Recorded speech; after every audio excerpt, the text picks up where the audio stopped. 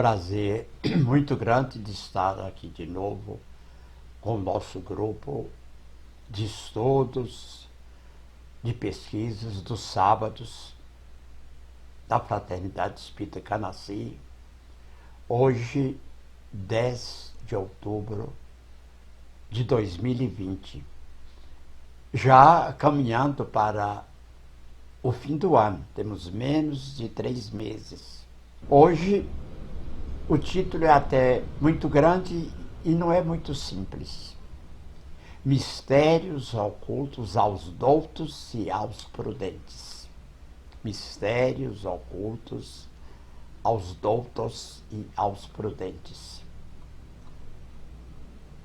Quando a paixão entra pela porta, a razão sai pela janela. As paixões são como um corcel, um cavalo, que só tem utilidade quando governado e que se torna perigoso desde que passe a governar. Então, enquanto nós estamos com segurança nas rédeas, o corcel, o cavalo ou no carro de bois, nós temos segurança. Mas na hora que esse corcel, esse cavalo, esses bois então governam, o perigo chega. O texto de hoje é do Evangelho segundo o Espiritismo, o capítulo 7, itens 1 a 11. Mateus 11, 25. Quando disse então Jesus essas palavras: Graças te rendo, meu Pai, Senhor do céu e da terra, por haveres ocultado essas coisas aos doutos e aos prudentes e por as teres revelado aos simples e aos pequenos. Quer dizer, Jesus ocultou aos muito preparados, aos orgulhosos, aos compenetrados do saber, e as revelou aos simples e aos pequenos. Pode parecer singular que Jesus renda graças a Deus por haver revelado essas coisas aos simples e aos pequenos, que são os pobres de espírito, e por as ter ocultado aos doutos e aos prudentes, mais aptos, pelo menos na aparência, e que a gente acha que pudesse compreendê-las muito melhor. Então, por as ter ocultado aos doutos e aos prudentes, mais aptos, pelo menos na aparência, a compreendê-las. Deve-se entender que são bem-aventurados pobres de espírito os humildes. São eles que se humilham diante de Deus e não se consideram superiores a toda a gente. Claro que o orgulho é o nosso maior inimigo. Os que se consideram superiores são os orgulhosos, envaidecidos do seu saber mundano, os quais se julgam prudentes, porque negam e tratam a Deus de igual para igual, quando não se recusam a admiti-lo. A gente costuma até dizer dos muitos sábios que se julgam Deus, uns acham que são Deus e outros acabam tendo até certeza.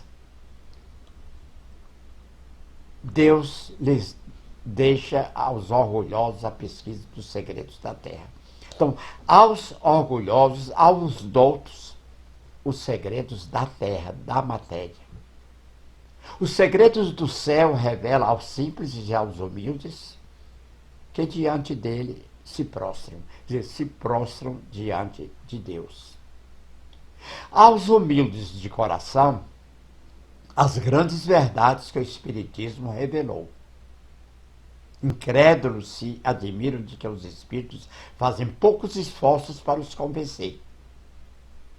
Só que o problema deles e não dos espíritos. Quer dizer, aqueles que se julgam incrédulos ou que acham que devem ser incrédulos, Então se admiram de que os espíritos fazem muito poucos esforços para os convencer. Eu me lembro de uma reunião no Canacia, possivelmente há 40 anos ou mais de 40, em que um colega de banco me pediu: eu quero ser convencido sobre a mediunidade, eu quero ser espírita, mas os espíritos têm que me convencer. E na reunião seguinte, em que ele não estava, o guia espiritual disse: o problema não é nosso, o problema é dele. Se ele quer e deseja acreditar, que procure então a verdade, que busque a verdade, que estude, que pesquise. Mas o problema é dele. A razão está nos que cuidam e procuram a luz, com boa fé e com humildade. Quer dizer, quem busca, quem procura a luz com boa fé e com humildade, tem tudo para achá-la. O poder de Deus se manifesta tanto nas pequeninas coisas como nas maiores. Ele não põe a luz debaixo do alqueire, como diz lá o Evangelho de Mateus. Por isso que a derrama em ondas por toda a parte, de tal sorte que só os cegos não a veem. Então não vê as obras divinas, o poder de Deus, quem não quer ver, quem não deseja ver. A esses cegos não quer Deus abrir à força os olhos, dado que lhes apraz tê-los fechados. A vez deles chegará, mas é preciso que antes sintam as angústias das trevas e reconheçam que a divindade não o acaso quem lhes fere o orgulho. Quer dizer, quem busca, acha. Para quem tem olhos de ver e ouvidos de ouvir. Mas tem que abrir os olhos e abrir os ouvidos. Tem que buscar. Para vencer a incredulidade, Deus emprega os meios mais convenientes conforme as pessoas. Não é a incredulidade que compete prescrever o que deve ser feito ou deve ser dito. Os incrédulos julgam que nem Deus, nem os espíritos são os executores de uma vontade. Por isso, não lhes submetam às exigências. Então, se eles não acreditam e acham que é bom ser incrédulo, que continuem incrédulos. Respeito é bom, e eu gosto, que é uma forma muito interessante aqui no Brasil de a gente brincar com as coisas sérias ou com o que é mais sério. Inquiram a si mesmos os que diriam, se o último de seus servidores se lembrasse de lhes prescrever, fosse o que fosse. Quer dizer, ninguém está, dos orgulhosos, quer conselho dos simples. A paz de Deus está com os humildes e simples de coração. Escuta os que se dirigem humildemente a Deus e não os que se julgam mais importantes do que ele. Não poderia Deus tocar os orgulhosos por meio de manifestações retumbantes, diante das quais se inclinassem mesmo os mais obstinados? Deus tem poder de fazer isso, mas há o livre-arbítrio. Anda quem quer andar, vai quem quer ir. Se acha que é mais sábio do que Deus, então que continue nessa inconsciência. Há criaturas que não cedem nem à evidência, chegando até a dizer: ainda que eu visse, não acreditaria, porque sei que é impossível. Eu tenho um colega, um amigo, de quem eu gosto muito, que diz: a reencarnação não existe, porque eu não acredito. Quer dizer, ele acha que o fato de não acreditar decide os destinos do universo. Não é assim. O mundo espiritual é o mundo primário. Ele que é o modelo, é a forma. Nós apenas seguimos os seus passos. O fato do terreno acha ou não acha, nenhuma mudança provoca no mundo espiritual. Os incrédulos se negam a reconhecer a verdade porque ainda não trazem maduro o espírito para compreendê-la, nem o coração. Não trazem o espírito pronto, maduro para compreendê-la, nem o coração preparado para senti-la. O orgulho é a catarata que lhes tolda a visão. Deus primeiramente corrige o orgulho. Ele não deixa ao abandono aqueles seus filhos que se acham perdidos, porquanto sabe que cedo ou tarde os olhos se lhes abrirão. Por isso as vidas sucessivas.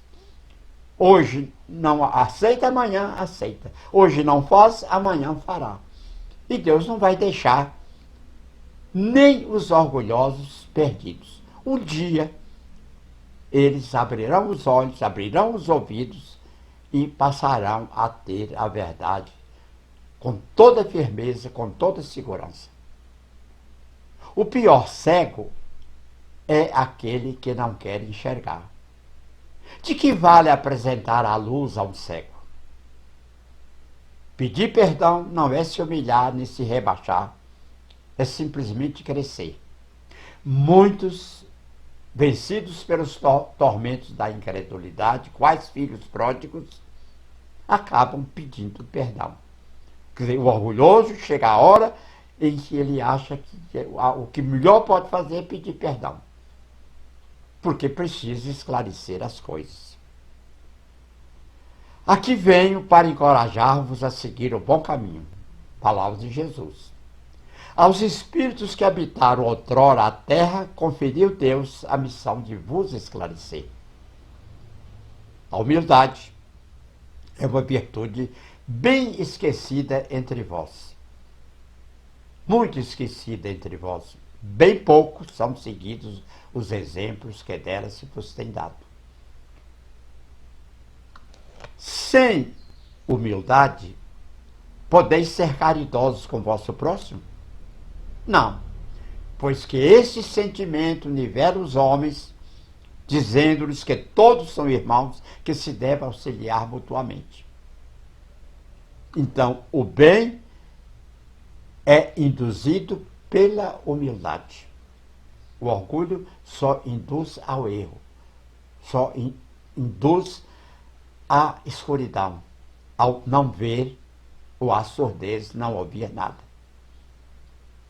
Então, por isso é que Jesus disse no Sermão da Montanha: bem-aventurados os pobres de espírito, porque sem a humildade apenas vos adornais de virtudes que não possuís, como se trouxesseis um vestuário para ocultar as deformidades do vosso corpo.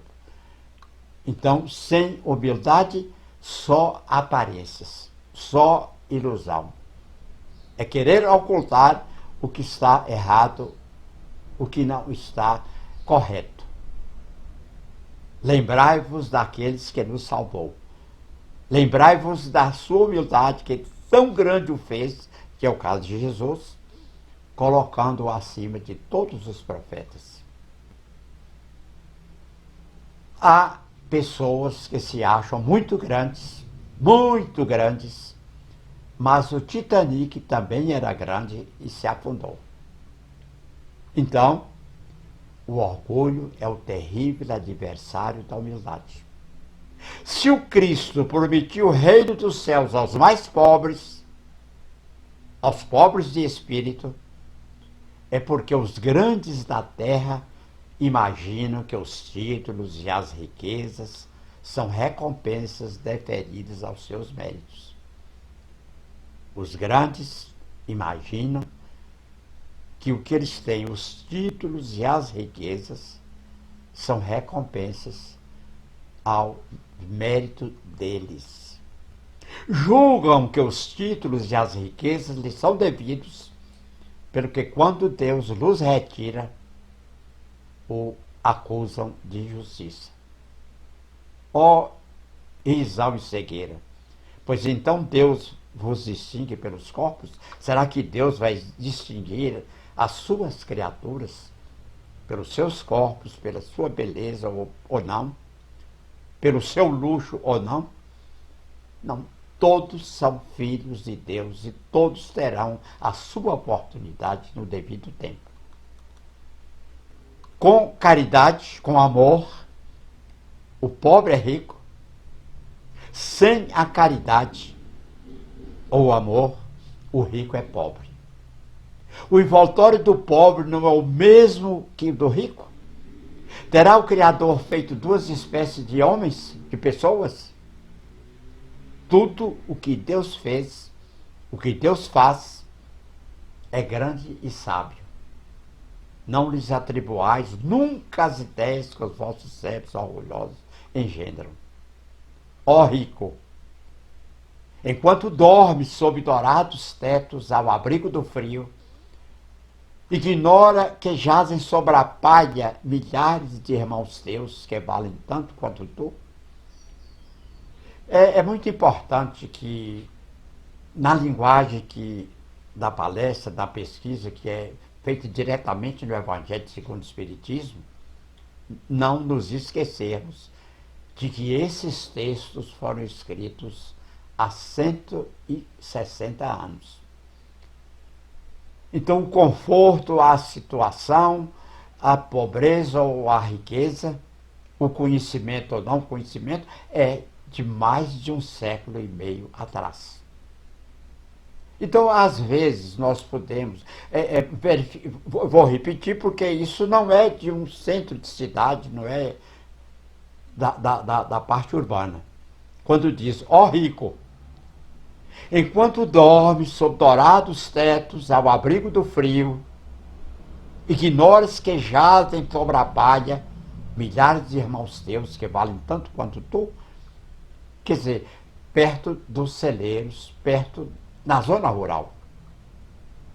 Então, é texto de mais de 1 século, quase 2 séculos atrás. Não é teu igual o infeliz que passa fome? Ao ouvires isso, bem eu sei, revolta-se o teu orgulho. Concordarás em dar-lhe uma esmola? Em dar uma esmola? Mas não em lhe apertar fraternalmente a mão. Nunca. Às vezes a esmola pode ser dada para ficar livre do pedinte. Não é por amor.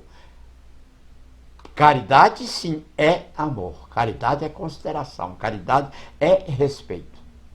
A esmola seria uma palavra neutra nesse caso. Então tem mais uma pergunta aqui, dos 160 anos atrás. Eu, de sangue nobre, grande da terra, igual a esse miserável coberto de andrajos? Vã utopia de pseudo-filósofos. Se fôssemos iguais, por que eu teria Deus colocado tão baixo e a mim tão alto? Está aí a nossa rainha da Inglaterra, 90 e tantos anos, com toda a elegância, toda aquela firmeza que ela tem na vida, a rainha Elizabeth II. Então a pergunta, olhando para ela, é exato que as vossas vestes não se assemelhem, mas despivo-vos ambos, o rico e o pobre, o nobre e o plebeu, que diferença haverá entre vós? A química ainda nenhuma diferença descobriu entre o sangue do Senhor e o sangue do escravo. Então, tira a vestimenta, tira o luxo do nobre, do importante, e tira o andrajo do pedinte, são todos iguais. E a química ainda não descobriu nenhuma diferença de sangue entre o nobre e o plebeu, entre o senhor e o escravo. Quem te garante que também tu já não tenhas sido miserável e desgraçado como ele? Que também não hajas pedido esmola? Que não a pedirás um dia a esse mesmo a quem hoje desprezas? Pergunta importante. Acaso são eternas as riquezas? As riquezas não desaparecem quando se extingue o corpo envoltório perecível do teu espírito? Lança sobre ti um pouco de humildade. Põe os olhos, afinal, na realidade das coisas desse mundo. Veja o que está acontecendo agora. A hora é incerta, mas a morte é certa. E eu estou dizendo isso para fazer ainda um lembrete. Lembra-te de que a morte não te poupará como a nenhum homem, que os seus títulos não te preservarão do seu golpe. Golpe da morte, que ela te poderá ferir amanhã, hoje ou a qualquer hora. Na balança divina são iguais todos os homens, só as virtudes os distinguem aos olhos de Deus. São da mesma essência todos os espíritos, todos são criados iguais e formados de igual massa todos os corpos. Em nada os modificam vossos títulos e vossos nomes. As paixões são alavancas que duplicam as forças do homem e o auxiliam na execução dos desígnios da providência. Mas se em vez de as dirigir, deixa que elas o dirijam, o homem cai nos excessos. E a própria força que em suas mãos poderia fazer o bem, recai sobre ele e o esmaga. Então, vale quando nós estamos com as rédeas na mão, quando dirigimos o corcel, como no início da palestra. E terminando, toda paixão que aproxima o homem da natureza animal afasta-o da natureza espiritual. Todo sentimento que eleva o homem acima da natureza animal denota predominância do espírito sobre a matéria e o aproxima da perfeição. Então, muito fácil de dizer. Nas vidas sucessivas, podemos ser importantes em um momento e muito humildes em outro. E aquele que é menosprezado pode ser o salvador em outra época. Então, o importante ao estudar o Evangelho é ver que Deus é sempre justo e que nada é castigo, tudo é lição. Tudo é escola, é o ensino, aprendizado da existência. Uma boa tarde.